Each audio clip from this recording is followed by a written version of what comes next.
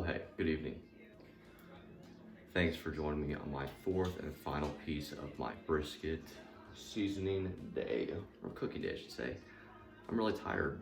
I can't even think straight, but I haven't even unwrapped it yet. So, you all get to see the reveal of my meat. I'm pretty excited.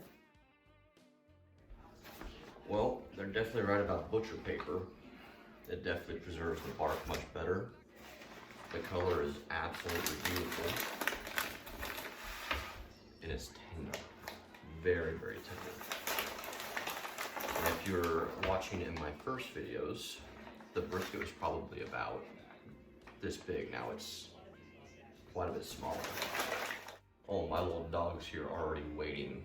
Every Sunday, he will sit here. So I'll introduce him in a minute. But for now, let's go ahead and get things cleaned up.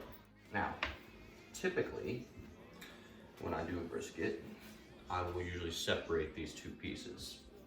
These are the burn ends right here, and here's the point. Usually, when I wrap these after they come off the smoker and they go into the cooler, I'll separate the burn ends, I'll cut them up, and I'll put them in foil and put them back on the smoker in my barbecue sauce I like to use, which is right here, Blues Hog. It says it's the best sauce in the world, but it is no joke. It is the best sauce in the world. I kid you not. Anyway, but for educational purposes of presentation's sake, I wanted to show you, to actually separate these two in front of you and show you how this all works side by side. My dog is over here licking the floor because there's little droppings. He's that happy. He's a little Shiba Inu. And his name is Mr. Roscoe. So here he is. And he sees that and he is very, very hungry. He'll get a treat. So, here right here is the flat. We'll cut a little piece off and already, oh my, it's tender, it's good. And that's a feat for flat meat. Feet for flat meat. I like that. There you go.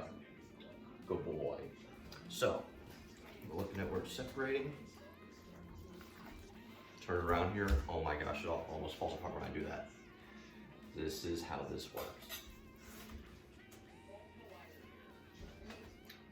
Just like that. So, this right here, oh geez, I can't even tell. This right here is the burn end, and this is the flat meat. So with the flat meat, what we do is when we cut this thing, we go against the grain. Now the flat meat is what you see on Instagram and people taking pictures of the slices. It's even on my profile as well. And you see that beautiful smoke ring on it. That is your flat you usually see. The burn ends are usually in little cubes, which we'll do here shortly. And then I'll show you how I sauce them and everything. And then we'll go from there. But for right now, you need two different knives, or you can get away with one slicing knife. But for the flat, it's good to have a brisket cutting knife, and that way these little imprints right here keep the knife from getting caught on the edges to ensure a smooth cut. Just make sure it's sharp. So we're looking for which way the grain is going. The grain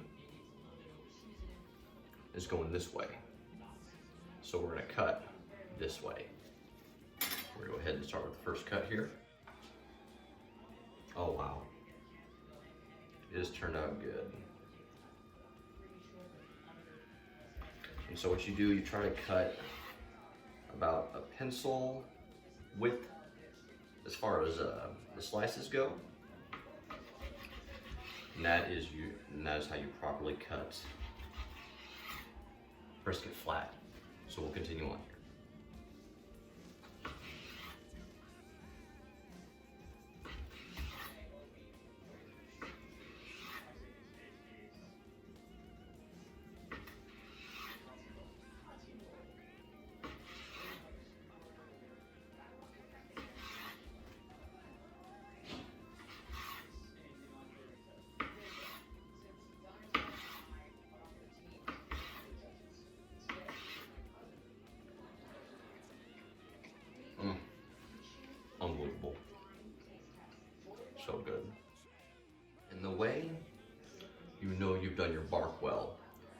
is that if there's a very little breakup up here, now if you use foil, I've noticed that it will tend to liquefy it a little bit, and you will lose the integrity of that bark. I did butcher paper this time.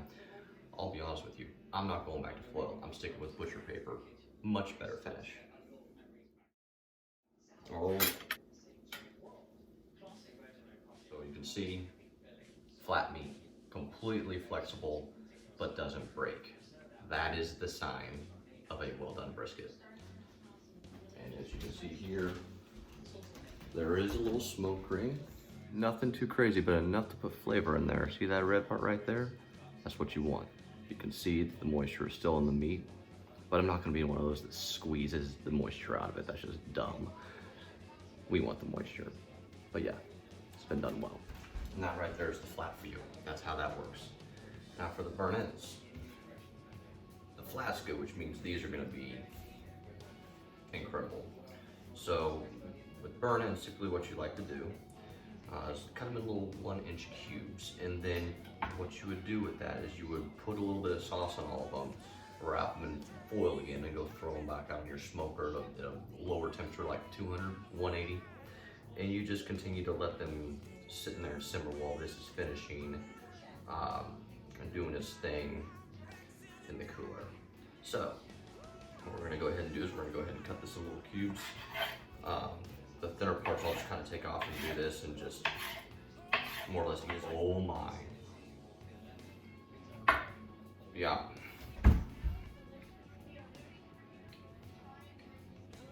I need a moment. That is amazing. Amazing. And it's not even sauced yet. So, shoot, I'm like emotional about that one. Wow. Oof.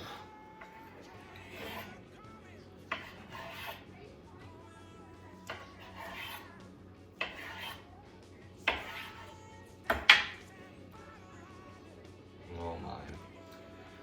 Oh my. Yes, I see you there.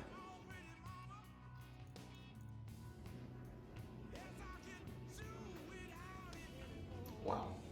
Wow. Okay. Hold it together, dude. Without even an effort, the knife is slicing just right through them. Very good sign. Wow. Just there's still flexibility, but it's